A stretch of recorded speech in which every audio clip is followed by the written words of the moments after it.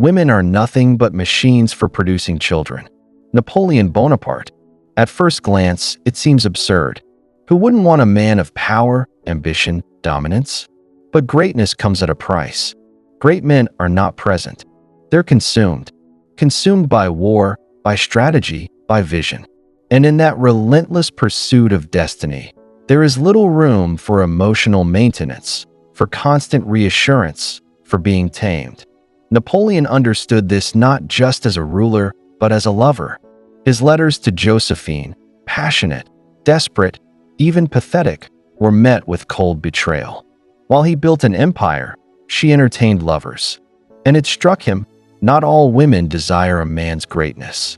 Many fear it because greatness does not submit. It cannot be contained in a quiet home or held in place by routine affection. Greatness is demanding, unstable, hungry. And for many women, that is not love. It is threat. So they reach instead for the manageable, the safe, the mediocre.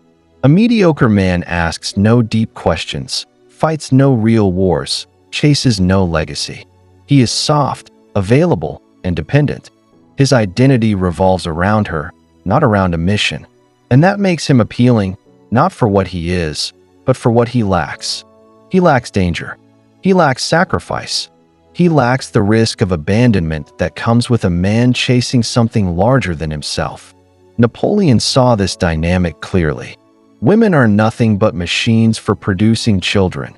He once said, not out of hate, but out of cold imperial calculation. He reduced them to their biological function.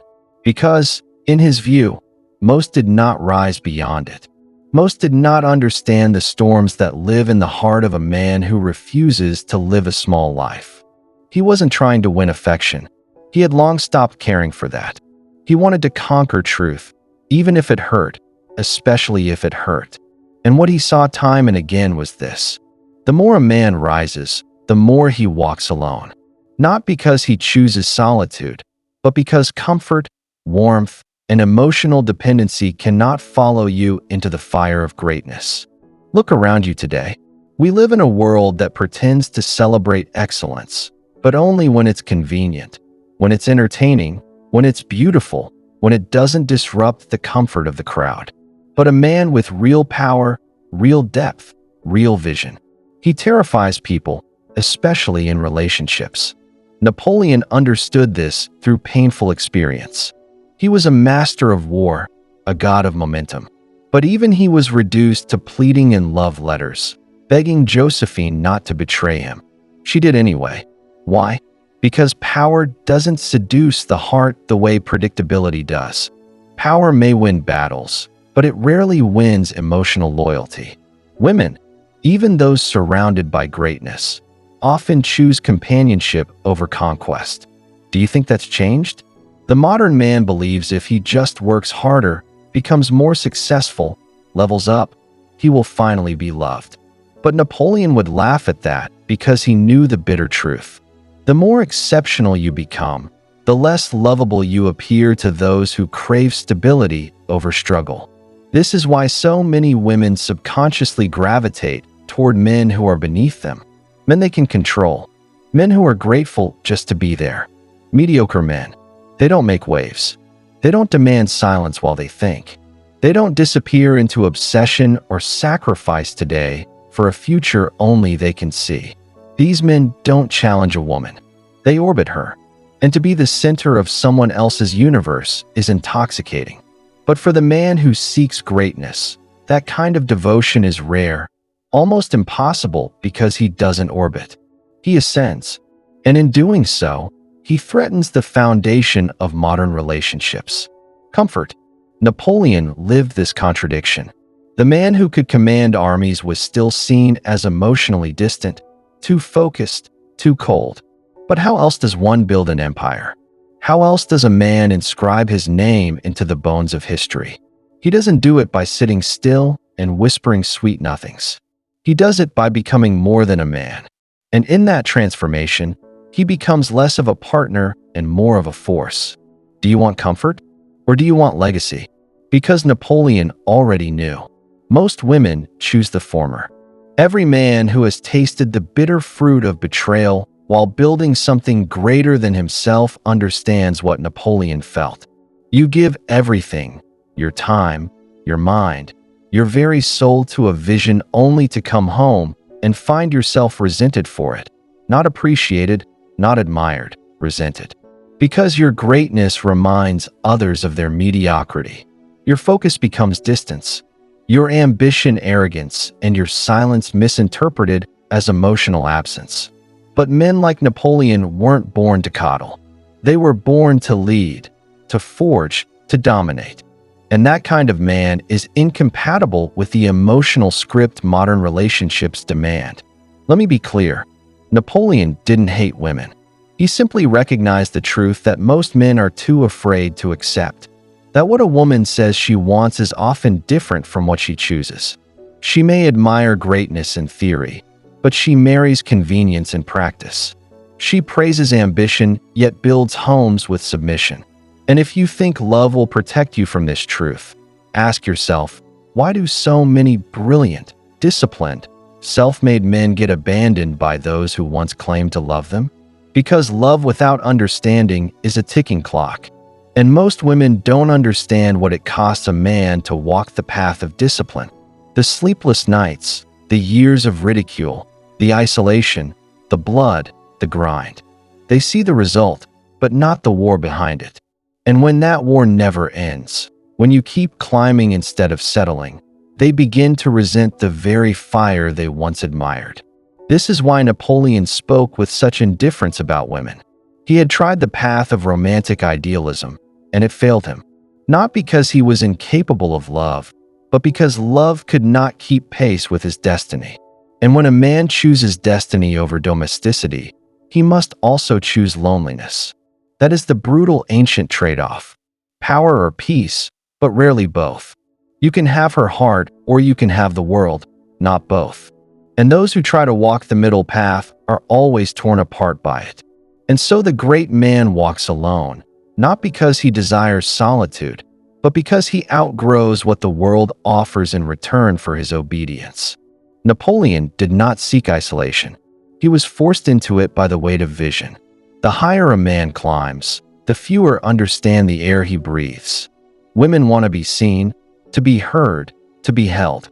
But a man consumed by a mission has no time to tend to the fragile needs of emotional validation.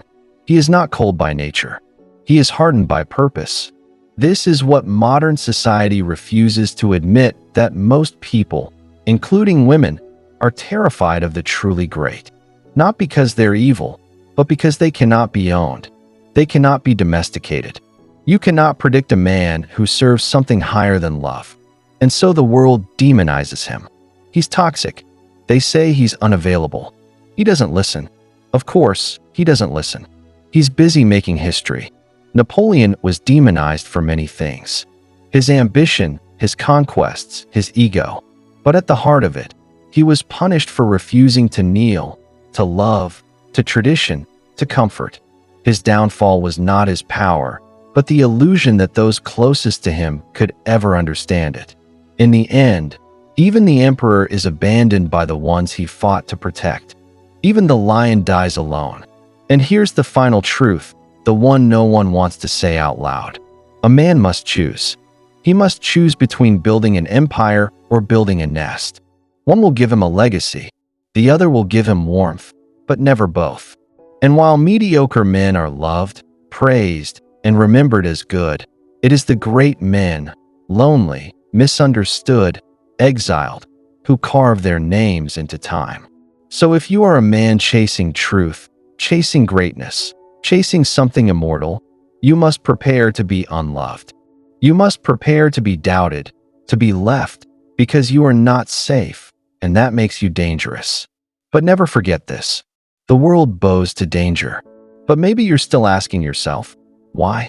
Why would a woman reject a man who is disciplined, visionary, relentless, a man who moves mountains? Why would she turn away from the storm that changes the world in favor of the breeze that barely moves the trees? Because the truth, the real truth, is this. Great men are mirrors. They reflect everything others are not. Their ambition reveals complacency. Their silence reveals insecurity.